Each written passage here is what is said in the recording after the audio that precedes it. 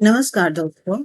आज की इस वीडियो में हम हिंदी शिक्षण की महत्वपूर्ण शिक्षण विधियों, टीचिंग मेथड्स को आसान और प्रिसाइज तरीके से समझेंगे। हम जानेंगे कि शिक्षण विधियां क्या-क्या होती हैं, उनका कक्षा शिक्षण में क्या महत्व है तथा विभिन्न विधियां जैसे व्याख्यान विधि, प्रश्नोत्तर विधि और आगमन और निगमन विधि आदि का प्रयोग कैसे किया जाता है। यह टॉपिक सीटेट, यूपीटेट, सुपरटेट तथा अन्य शिक्षण परीक्षाओं के लिए अत्यंत महत्वपूर्ण है। तो आइए शुरू करते हैं। तो सबसे पहले हम लोग देख लेते हैं भाषा अर्जन और भाषा अधिगम क्या होता है। तो भाषा अर्जन को हम इंग्लिश में लैंग्वेज एक्विजिशन भी बोलते हैं और भाषा अधिगम को लैंग्वेज लर्निंग भी बोलते हैं। ये सारे जो टॉपिक्स हैं जैसे लैंग्वेज एक्विजिशन और लैंग्वेज लर्निंग, ये इंग्लिश पेडागोजी में भी आपको मिलेगा। ये कुछ चीजें जो आप हिंदी में पढ़ेंगे और इंग्लिश में पढ़ेंगे कॉमन ही मिलेंगे, बस लैंग्वेज का फर्क आपको दिखेगा। तो सबसे पहले हम लोग देख लेते हैं कि भाषा अर्जन क्या होता है। तो मतलब जैसा कि नेम इंडिकेट कर रहा है, अर्जन मतलब जो चीज अर्जित की जाती है, जो अपने आप नेचुरल प्रोसेस से सीखते हैं, उसको हम बोलते हैं भाषा अर्जन। जैसे एक बच्चा अपने घर में अपने समाज से, लोगों से इंटरेक्ट करके अपनी मातृभाषा सीख लेता है। जैसे किसी बच्चे के घर में हिंदी भाषा बोली जाती है तो वो अपने घर के लोगों को देख के, सुन के हिंदी बोलना अपने आप सीख जाता है। तो ये एक नेचुरल प्रोसेस है। तो इसको हम बोलते हैं लैंग्वेज एक्विजिशन या भाषा अर्जन। और जब भाषा अधिगम की बात की जाए, जैसे जिसको इंग्लिश में हम लैंग्वेज लर्निंग बोलते हैं, तो ऐसा लैंग्वेज जो लर्न की जाती है, सीखी जाती है with the help of other person, चाहे स्कूल में या पीयर ग्रुप से या टीचर के माध्यम से या किसी बाहर अपन इंस्टीट्यूट में जाके कोई दूसरा लैंग्वेज सीख रहे हैं, इसको हम क्या बोलते हैं, भाषा अधिगम बोलते हैं। जैसे स्कूल में एक बच्चा जाता है और इंग्लिश ग्रामर उसको पढ़ाया जाता है, तो वो इंग्लिश ग्रामर सीख पाता है with the help of teacher. तो ये क्या होता है, लैंग्वेज लर्निंग होता है। और मातृभाषा जो अपने घर में बच्चा सीखता है अपने पेरेंट्स से, अपनी सोसाइटी से, अपने नेबर्स से जो देख के सुन के, उसको हम लैंग्वेज लर्निंग बोलते हैं। आई होप आप लोगों को चीजें क्लियर हो गई होंगी। तो इसमें देखिए बात सिद्धांत कौन कौन सा यूज होता है। तो देखिए सिद्धांत इसमें नॉम चॉम्स्की की सिद्धांत है। और उनके हिसाब से जो बच्चे होते हैं जन्मजात, उनके अंदर क्षमता होती है लैंग्वेज लर्न करने के लिए। तो ये सिद्धांत जो दिया था नॉम चॉम्स्की ने दिया था, कई बार इस पे पीवाईक्यू आ जाते हैं। और बच्चे उन्होंने बताया कि बच्चे के अंदर एक लैंग्वेज एक्विजिशन डिवाइस होता है उसके ब्रेन में, जिसके हेल्प से बच्चा ऑटोमेटिक नेचर में लोगों के साथ इंटरेक्ट करके लैंग्वेज सीख जाता है। और ये जो प्रोसेस होता है ये सब कॉन्शियस एब्जॉर्प्शन से होता है, ठीक है। और लैंग्वेज लर्निंग में अगर हम बात करें, तो लैंग्वेज लर्निंग में जो सिद्धांत दिया था स्टीफन क्रेशन ने दिया था। और इसको हम I+1 सिद्धांत भी बोलते हैं। और ये जो होता है ये कॉन्शियस लर्निंग होती है। इसमें क्या होता है कि दूसरे टीचर की हेल्प से, दूसरे लोगों की हेल्प से, जिनको ज़्यादा नॉलेज है, बच्चा जो होता है एक नई लैंग्वेज को सीखता है, ठीक है। तो ये सारी चीजें हैं। आई होप आप लोगों को क्लियर हो गई होंगी। सिंथेसिस में हम देखते हैं कि शिक्षण विधियों का मुख्य उद्देश्य अधिगम लर्निंग को और अर्जन एक्विजिशन को जितना स्वाभाविक बनाना है, ठीक है। तो सिंथेसिस में क्या है कि जो बच्चे के लिए एक्विजिशन है, लर्न अर्जन है और अधिगम है, उस इस शिक्षण विधियों के हेल्प से क्या होता है कि हम स्वाभाविक और इजी बना सकते हैं। इसके बारे में हम लोग आगे भी देखेंगे और समझेंगे। अब शिक्षक की टूल किट क्या है। तो देखिए टूल किट में हम देख रहे हैं कि शिक्षण की जो विधियां होती हैं वो चार मेन विधियां होती हैं। उसमें सबसे पहला जो है ट्रेडिशनल विधि होती है।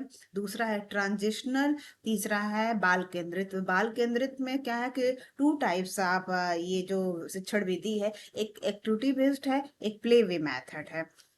तो सबसे पहले हम लोग देख लेते हैं शिक्षक केंद्रित में जो है आपका ट्रेडिशनल विधि होती है। ये शिक्षण की ही विधि होती है, बट ये पुरानी विधि है। तो इसमें क्या होता है कि आगे हम लोग समझने वाले हैं। तो देखिए ये चार मेथड्स हैं टीचिंग की। तो आई होप आप लोगों को चीजें समझ आ गई होंगी। अब सबको हम लोग वन बाय वन अच्छे से समझने वाले हैं।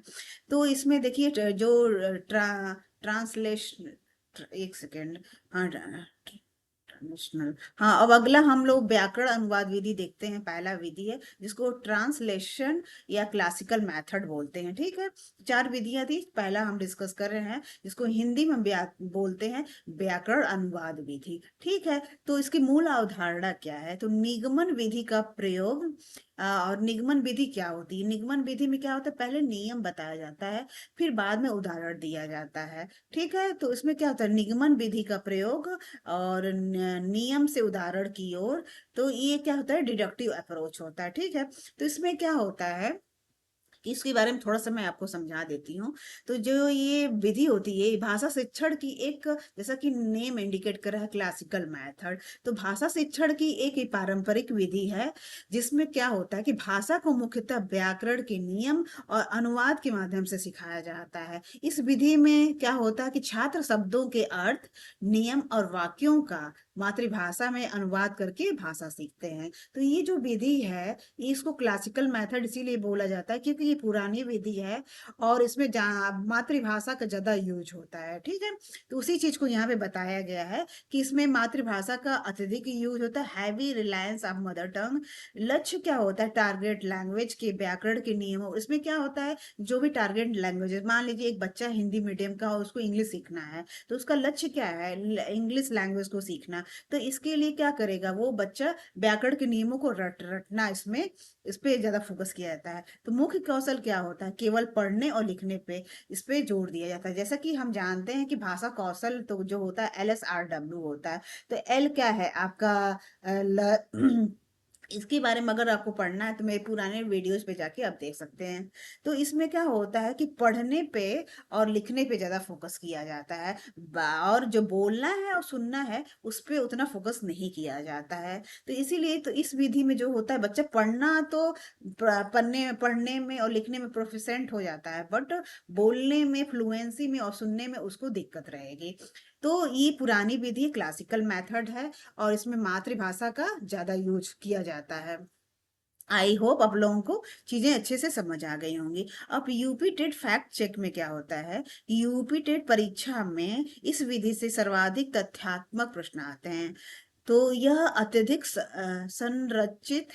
संरचित है, लेकिन छात्रों को मौखिक संचार और प्रभाव फ्लुएंसी विकसित करने में पूरी तरह से विफल रहती है। तो ये जो क्लासिकल मेथड है जिसको ट्रांसलेशन मेथड भी बोलते हैं, इसमें बच्चे में जो फ्लुएंसी डेवलप नहीं हो पाती है। लेकिन यूपी टेट में जो क्वेश्चन आते हैं इस विधि से क्या होते हैं, तथ्यात्मक प्रश्न पूछे जाते हैं। यही यूपी टेट फैक्ट बता रहा है।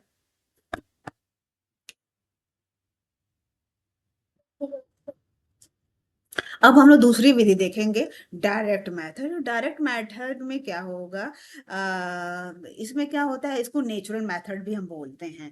तो इसको हम लोग थोड़ा सा समझ लेते हैं। इसमें क्या है, आगमन विधि का प्रयोग उदाहरण से नियम की हो। तो आगमन विधि क्या होती है, इसको इंडक्टिव अप्रोच भी बोलते हैं। तो ये सही तरीका है क्योंकि जिसमें क्या होता है कि पहले उदाहरण दिया जाता है, फिर हम नियम की ओर जाते हैं। तो इसमें क्या होता है, मातृभाषा का प्रयोग जो होता है पूर्णतः वर्जित होता है और सीधा जो टारगेट लैंग्वेज, शिक्षण सीधे लक्ष्य भाषा में होती है। मतलब एक बच्चे को अगर इंग्लिश सीखनी है तो पूरी जो पढ़ाई होगी वो इंग्लिश में ही होगी। ऐसा नहीं है जैसे पहला जो ट्रांसलेशन मेथड या क्लासिकल था उसमें मदर टंग ज्यादा यूज हो रहा था। इसमें क्या है कि शिक्षण सीधे लक्ष्य जो भाषा है उसी में होगी। मुख्य कौशल क्या है, यहाँ पे देखिए बताया गया कि सुनने और बोलने पे सर्वाधिक जोर, जैसा यहाँ बताया भी गया कि यहाँ पे सुनने और बोलने पे ज्यादा जोर दिया, जबकि उल्टा पीछे मेथड में सुनने और बोलने पे ज्यादा फोकस नहीं किया जा रहा था। ठीक है, तो ये आपका क्या बोलते हैं, इसको डायरेक्ट मेथड बोलते हैं या नेचुरल मेथड होते हैं। थोड़ा सा और हम लोग डिटेल में समझ लेते हैं कि भाषा शिक्षण की ये ऐसी विधि है जिसमें भाषा को सीधे उसी भाषा में सिखाई जाती है बिना मातृभाषा के अनुवाद के। तो इस विधि में क्या होता है कि बच्चा जो छात्र होता है वो भाषा को सुनकर, बोलकर और प्रयोग करके सीखता है। इसकी कुछ विशेषताएं भी होती हैं। तो उसको भी हम देख लेते हैं। जैसा यहाँ मैंने आपको बताया भी कि मातृभाषा का प्रयोग नहीं है, भाषा को सीधे सिखाना होता है, बोलने और सुनने पर अधिक जोर दिया जाता है, और वास्तविक वस्तुओं, चित्रों और क्रियाओं का प्रयोग होता है। और ये सबसे इम्पोर्टेंट चीज है कि ये छात्र केंद्रित विधि है। जो पिछला विधि था वो क्या था, शिक्षक केंद्रित विधि था। तो कई बार इससे भी क्वेश्चन पूछ लिया जाता है कि जो ट्रांसलेशन मेथड है या क्लासिकल मेथड है वो शिक्षक केंद्रित विधि है या छात्र केंद्रित विधि है। तो आपको कंफ्यूजन नहीं होना चाहिए। उसमें क्या है कि टीचर सेंटर्ड विधि थी, और इसमें क्या है कि छात्रों पे केंद्र करके शिक्षा दी जा रही है। तो ये जो विधि है छात्र केंद्रित विधि है। अब हम लोग देख लेते हैं गतिविधि आधारित अधिगम, एक्टिविटी बेस्ड लर्निंग। तो इससे एक्टिविटी बेस्ड लर्निंग में करके सीखना है, तो लर्निंग बाय डूइंग। तो लर्निंग बाय डूइंग में क्या होता है कि जैसा कि नेम इंडिकेट कर रहा है, डूइंग, लर्न करना बाय डूइंग, मतलब एक्टिविटी करके इन्वॉल्व होके किसी काम में, और उससे जो लर्निंग होती है उसको हम बोलते हैं लर्निंग बाय डूइंग। इसमें क्या होता है, छात्र सक्रिय भागीदार होता है और निष्क्रिय होता नहीं। तो इसमें क्या होता है, जब बच्चा खुद कोई चीज करेगा तो उससे फिर नॉलेज को बिल्ड करेगा। तो इसमें क्या, जो छात्र है बिल्कुल अपना एक्टिव पार्टिसिपेंट है। तो ये चीज बहुत अच्छी चीज होती है। फिर इसमें जो होता है बहुत संवेदी जुड़ाव, इसमें इंगेज होते हैं बच्चे। मल्टीपल के बच्चों के जो मल्टीपल जो सेंसेज है, हम जानते हैं कि 5 सेंस ऑर्गन्स हैं, आँख, नाक, कान, स्किन, टंग। तो ये सारे जो सेंस ऑर्गन्स हैं वो इंगेज होते हैं, और क्योंकि बच्चा इसमें जो होता है वो एक्टिविटी कर रहा है। और इसमें तीसरी चीज है कि लेव वाइगोस्की के सामाजिक रचनावाद, सोशल कंस्ट्रक्टिविज्म पर आधारित ये जो सिद्धांत है, गतिविधि आधारित अधिगम, ये वाइगोस्की के सामाजिक रचनावाद से पर आधारित है। और इसमें जो फोकस किया जाता है समूह चर्चा पे, रोल प्ले पे, प्रोजेक्ट वर्क का अनिवार्य प्रयोग किया जाता है। तो इसमें हम देख रहे हैं कि बच्चे डिस्कशन कर रहे हैं, प्रोजेक्ट पे काम कर रहे हैं, रोल प्ले कर रहे हैं। तो ये इसमें बच्चे का कंप्लीट डेवलपमेंट भी, बच्चे का कंप्लीट हॉलिस्टिक डेवलपमेंट पे फोकस किया जा रहा है। तो अब यहाँ पे seated HOTS higher order thinking क्या है, तो एनसीएफ 2005 द्वारा इसे सबसे अधिक प्राथमिकता दी गई है। यह रटंत विद्या का विरोध करता है, और शिक्षक एक तानाशाह नहीं बल्कि एमकेओ हैं। एमकेओ क्या होते हैं, मोर नॉलेजेबल अदर के रूप में काम करते हैं। तो लाए वाइगोस्की की थ्योरी आपको पढ़नी है तो मेरे चैनल पे जाके आप पूरी डिटेल में पढ़ सकते हैं। लाए वाइगोस्की ने जो सिद्धांत दिया था उसमें जो होता है कि मोर नॉलेजेबल अदर होता है कि जो कोई भी बच्चा या कोई भी चीज कोई लर्न कर सकता है, अगर उससे ज्यादा कोई पर्सन है जो ज्यादा नॉलेजफुल है तो उसके हेल्प से अब दूसरा पर्सन भी चीजें सीख सकता है। उदिशा, अब हम देखेंगे कि देखिए हमने एक्टिविटी बेस्ड लर्निंग जो थी वो उसमें 2 टाइप्स की होती है, लर्निंग बाय डूइंग हो गया। अब हम देख रहे हैं प्ले वे मेथड। तो प्ले वे मेथड में क्या होता है, जैसा नेम इंडिकेट कर रहा है कि बच्चा प्ले करके फिर चीजों को सीखेगा। ठीक है, तो हमेशा जो हम बात करें कि प्ले वे मेथड, तो जो मेथड है, जो नेम है, उस पर भी आप थोड़ा फोकस किया करिए, क्योंकि बहुत सारी चीजें हम वहीं से एनालिसिस करके समझ सकते हैं। तो इसकी मूल अवधारणा क्या होती है, तो बिना बोझ के सीखना, लर्निंग विदाउट बर्डन, इसकी मूल अवधारणा होती है, कंसेप्ट होता है। क्योंकि बच्चा जब कोई, हम जानते हैं छोटे बच्चे होते हैं जब प्ले करते हैं तो उससे क्या होता है, जब करेंगे फिर जब कोई प्ले में पार्टिसिपेट करेंगे फिर उससे क्या होता है, सीखते हैं। और ये जो लर्निंग होती है ना वो बिल्कुल नेचुरल होती है और वो बिल्कुल बर्डन फ्री होती है। तो बच्चा, और फिर ये जो नॉलेज बच्चा बिल्डअप करता है वो पूरे लाइफ टाइम कभी नहीं भूलता है। तो ये बताया गया कि प्राथमिक स्तर जो छोटे बच्चे हैं 1 to 5 के लिए ये सर्वश्रेष्ठ मेथड होता है, और ये नेचुरल विधि होती है बच्चों को सिखाने के लिए। यह अधिगम को सहज बनाता है, आसान बनाता है, आनंददायक और स्पॉन्टेनियस बनाता है, और रचनात्मकता और आत्म अभिव्यक्ति, सेल्फ एक्सप्रेशन को भी ये बढ़ावा देता है। जब बच्चे किसी काम में खुद ही पार्टिसिपेट करेंगे, फिर उस जब पार्टिसिपेट करेंगे तो हर बच्चे के अंदर कुछ कुछ क्रिएटिविटी होती है, तो वो क्रिएटिविटी में इन्वॉल्व होगा, फिर वो सेल्फ को एक्सप्रेस भी करेगा। तो इस तरह बच्चे का पूरा होलिस्टिक डेवलपमेंट हो रहा है। तो प्ले वे मेथड बहुत अच्छा मेथड है, इसीलिए यहीं पे बताया है कि बच्चे का जो संपूर्ण विकास होता है उसमें दोनों चीज रोल प्ले करती हैं। सिर्फ पढ़ाई का मतलब ये बुकिश नॉलेज नहीं होता है, उसमें आपका बच्चे का कॉग्निटिव डेवलपमेंट भी आता है, इमोशनल जो फेज होता है, इमोशनल पार्ट होता है वो भी होता है। और जब कॉग्निटिव पार्ट और इमोशनल पार्ट दोनों मिलते हैं और उससे जो विकास होता है वो संपूर्ण विकास होता है, जिसको मैं बोलती हूँ हॉलिस्टिक डेवलपमेंट बोलती हूँ। तो ये बहुत इंपॉर्टेंट है कि बच्चे का विकास हो तो हॉलिस्टिक हो, जिसमें कॉग्निटिव पार्ट भी उतना ही इंपॉर्टेंट रोल प्ले करता है जितना इमोशनल प्ले करता है, इमोशनल पार्ट। तो पेडागोजी टिप क्या है, यह कक्षा की तनाव को कम करता है, क्योंकि बच्चा खुद ही उसमें पार्टिसिपेट करेगा, बच्चे खेलना पसंद करते हैं और उससे भी नॉलेज को बिल्डअप करेंगे। अफेक्टिव फिल्टर हाइपोथेसिस, यह आरटी एक्ट 2009 के बाल अनुकूल और बाल केंद्रित शिक्षक वातावरण के दृष्टिकोण से पूर्णतः अनुरूप है। तो ये सारे जो ये नियम बनाए जाते हैं कुछ कुछ एक्ट के माध्यम से बनते हैं। तो ये जो हम अभी पढ़ रहे हैं प्ले मेथड, तो उसी को ये बताया कि आरटी एक्ट 2009 के अनुसार ये लाया गया। और ये बाल, क्योंकि बच्चे जो ये एजुकेशन हो वो बाल केंद्रित हो और उनको बाल अनुकूलन भी मिले। अब हम लोग द मास्टर सिंथेसिस में चार विधियों का आपस में तुलना करेंगे, तो इसको हम लोग देख लेते हैं। तो हमने अभी चार विधि पढ़ी। ये तो इसमें व्याकरण अनुवाद विधि क्या है, शिक्षक केंद्रित है। इसमें कौन सा कौशल डेवलप होता है, पढ़ना और लिखना, ठीक है। ये इसमें क्या होता है, मातृभाषा का यूज कितना होता है, 100% यूज करते हैं। और बेस्ट फॉर क्या होता है, उच्च प्राथमिक, ये जो उच्च प्राथमिक जो क्लास के बच्चे होते हैं उनके लिए ठीक है। प्रत्यक्ष विधि जो हमने भी डिस्कस की, डायरेक्ट मेथड, ये शिक्षक ऑब्लिक विषय केंद्रित है, ठीक है। तो इसमें क्या होता है कि इसमें जो मुख्य कौशल डेवलप होती है, ये सुनना और बोलना, सुनने और बोलने पे ज्यादा फोकस इसका रहता है। और जो कौशल डेवलप होती है सुनने और बोलने पे, बोलने वाली कौशल डेवलप होती है। इसमें मातृभाषा पूर्णतः वर्जित होती है। और ये क्या होते है, भाषा प्रवाह के लिए, फ्लुएंसी के लिए बेस्ट होती है। अब गतिविधि आधारित में जो विधि होती है वो चाइल्ड सेंटर्ड होती है, बाल केंद्रित होती है। इसमें जो चारों कौशल जो हमने बात की थी, LSRW, चारों जो कौशल होते हैं आपस में इंटीग्रेटेड होते हैं। मातृभाषा इसमें क्या होती है, आवश्यकता के अनुसार जितना नीडेड होती है वो सबसे यूज होती है।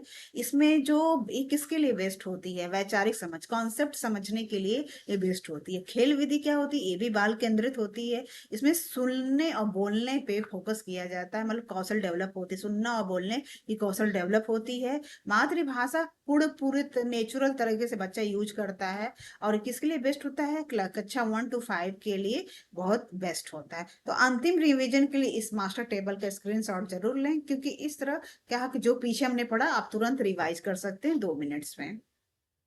अब हम लोग देख लेते हैं परीक्षा रणनीति, सीटेट बनाम यूपीटेट। तो इसमें बस बताया गया कि सीटेट में किस तरह के क्वेश्चन पूछ लिए जाते हैं और यूपीटेट में कैसे।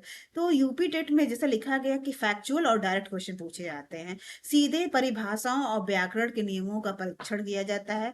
फोकस किस पे रहता है, संधि, समास और शिक्षण विधियों के जो जनक हैं उन पे फोकस रहता है, उसी से रिलेटेड क्वेश्चन पूछ लिया जाता है। प्रश्न का स्वरूप कैसा रहता है, किस विधि में मातृभाषा का प्रयोग वर्जित है। तो हमने अभी देखा था कि डायरेक्ट मेथड में मातृभाषा, तो इस टाइप के क्वेश्चन पूछ लिए जाते हैं। ये इसलिए दिया गया कि ताकि हम मैं जो ये आपको जो क्लासेज ले रही हूँ वो सीटेट और यूपीटेट दोनों के हिसाब से ले रहे हैं, ताकि कोई भी बच्चा रहे तो वो चीजों को समझ पाए कि हाँ कुछ ज्यादा अंतर नहीं है, बट थोड़ा बहुत जो फर्क होता है बस वो आपको पता होना चाहिए।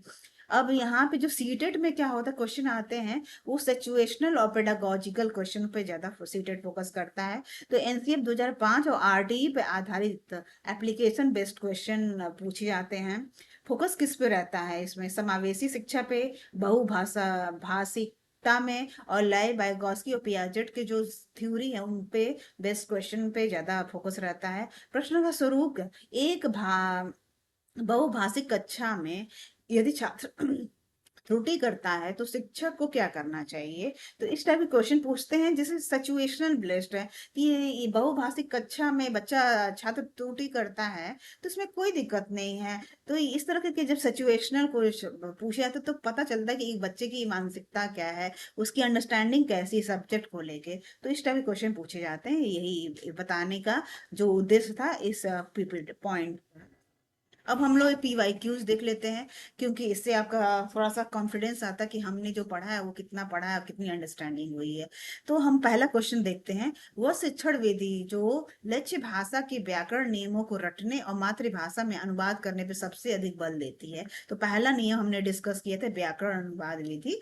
ठीक है, ट्रांसलेशन मेथड या क्लासिकल मेथड जो था, तो उस पे रटने के और मातृभाषा का यूज यहाँ पे सबसे ज्यादा होता है। अब इसकी एक्सप्लेनेशंस भी हम लोग साथ में देखते चलेंगे। तो देखिए विकल्प बी सही है, क्योंकि ये पूरी तरह से पढ़ने और लिखने और औपचारिक निगमन व्याकरण पर केंद्रित है। विकल्प ए क्या है, प्रत्यक्ष विधि, गलत है, क्योंकि प्रत्यक्ष विधि में क्या होता है, मातृभाषा में अनुवाद पूरी तरह से वर्जित होता है। नेक्स्ट क्वेश्चन हम देखते हैं। एक शिक्षिका कक्षा में वास्तविक वस्तुओं को दिखाकर और बिना मातृभाषा का प्रयोग किए नई शब्दावली सिखा रही है, तो ये किस विधि का प्रयोग कर रही है? तो नेचुरल सी बात है, मातृभाषा का प्रयोग किसमें वर्जित होता है? प्रत्यक्ष विधि में। तो आंसर विल बी ए। तो विकल्प ए सही है, क्योंकि वास्तविक वस्तुएं और मातृभाषा का शून्य प्रयोग प्रत्यक्ष विधि के मुख्य मार्कर हैं। विकल्प डी क्या है, गलत है, क्योंकि देखिए उपचारात्मक विधि रेमेडियल टीचिंग पहचाने गए अधिगम अंतराल को ठीक करने के लिए है, न कि नई शब्दावली को शुरू करने के लिए। Next question. भाषा अधिगम के दौरान रोल प्ले और समूह चर्चा का आयोजन मुख्य रूप से किस वैज्ञानिक के सिद्धांत का सीधा समर्थन करता है? तो हमने अभी डिस्कस किया था कि ये जो रोल प्ले है और समूह चर्चा का जो आयोजन किस वैज्ञानिक ने दिया था? ले वाइगॉस्की ने दिया था। तो विकल्प बी क्या होगा, सही होगा, क्योंकि वाइगॉस्की का सामाजिक रचनावाद इस बात पे जोर देता है कि सीखना सामाजिक संपर्क और सहकर्मी सहयोग के माध्यम से होता है। तो विकल्प सी क्या है, गलत होगा, क्योंकि स्किनर व्यवहारवाद इनाम और सजा पे ध्यान केंद्रित करते हैं, ना कि सामाजिक गतिविधि पे। तो जो स्किनर ने थ्योरी दी थी वो व्यवहारवाद पे है। तो यहाँ पे व्यवहारवाद पे, और उन्होंने जो थ्योरी है उनकी जो बेस्ड है इनाम और सजा पे है। तो ये जो समूह चर्चा रोल प्ले का जो सिद्धांत दिया था इन्होंने लर्निंग पे, वो लय वाइगॉस्की थे। Next question. कक्षा फर्स्ट और सेकंड के बच्चों के लिए भाषा अर्जन हेतु सबसे उपयुक्त और बाल केंद्रित विधि कौन सी है जो अधिगम के बोझ को कम करती है? तो देखिए सबसे अच्छी विधि मैंने डिस्कस किया था 1 to 5 के लिए खेल विधि होती है, क्योंकि बच्चा यहाँ पे डायरेक्ट इंगेज होता है एक्टिविटी में, और ये इसमें बच्चे छोटे बच्चों को खेलना बहुत पसंद होता है, और उसमें बिल्कुल बिना बर्डन के वो इन्वॉल्व हो पाते हैं और नॉलेज को बिल्डअप कर पाते हैं। This is the best method, so option B will be correct. तो एनसीएफ 2005 बिना बोझ के सीखने पे जोर देता है।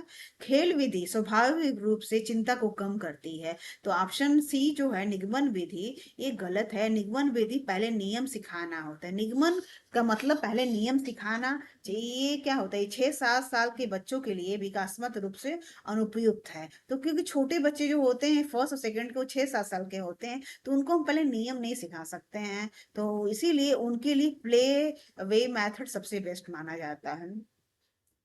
नेक्स्ट क्वेश्चन देखते हैं।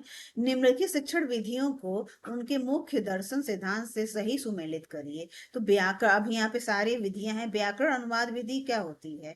ये रटंत स्मृति और नियम है, उसमें रोट मेमोरी होती है, ठीक है, यूज होती है।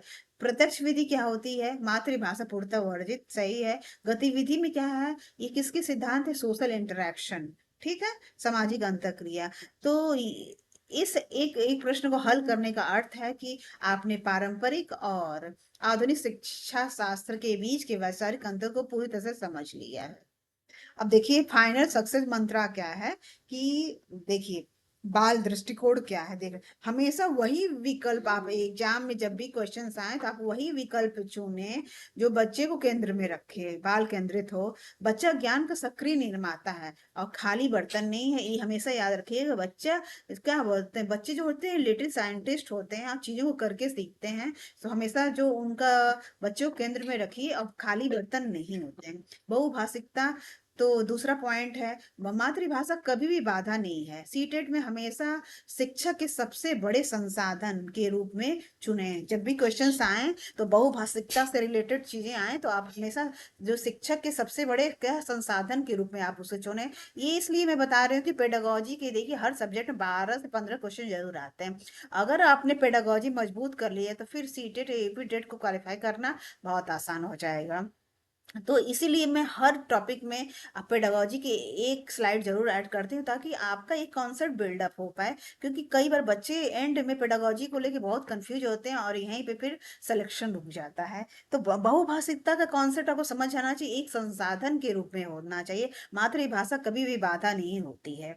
नेक्स्ट है त्रुटियों का महत्व क्या है, इसको भी हम देख लेते हैं। त्रुटियां अधिगम का हिस्सा है। जब तक आप गलती नहीं करेंगे तो आप सही नहीं सीख पाएंगे, क्योंकि गलती ये दर्शाता है कि आपने एफर्ट किया है, प्रयास किया। अगर आप किसी, जैसे आपने सीटेट का फॉर्म भरा और आपने एफर्ट ही नहीं लगाया, मेहनत ही नहीं की, तो फिर आपसे कोई गलती नहीं हुई। तो आप पहले स्टेप ही रुक गए, आपने तो कोई एफर्ट ही नहीं लगाए, मेहनत ही नहीं की।